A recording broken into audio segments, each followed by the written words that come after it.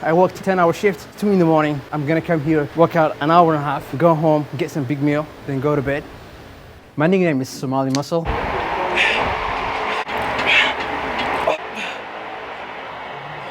Originally, I'm from Somalia, born and raised. Back in the day, I was in Kenya. I used to be a big fan of Arnold Schwarzenegger.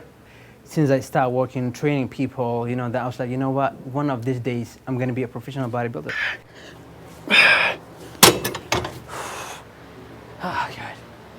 How you feeling? I'm feeling good. Kind of like lost my energy, but fasting 18 hours. But now I'm feeling good.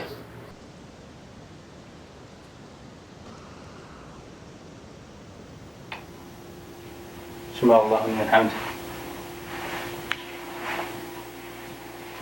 الله أكبر. I pray 5 times a day. Ramadan, it's important to me. I'm 26 years old. Since I was 18 years, I never miss one day for fasting.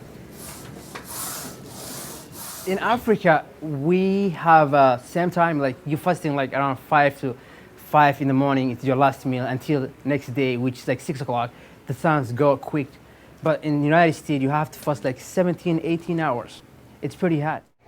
As soon as I break my fast, I have to eat like loading of carbs, loading of high protein. Then every 2 hours, I have to drink a lot of water. It's good for you. I'm representing my country because I'm the only first Somali man's physique in the history.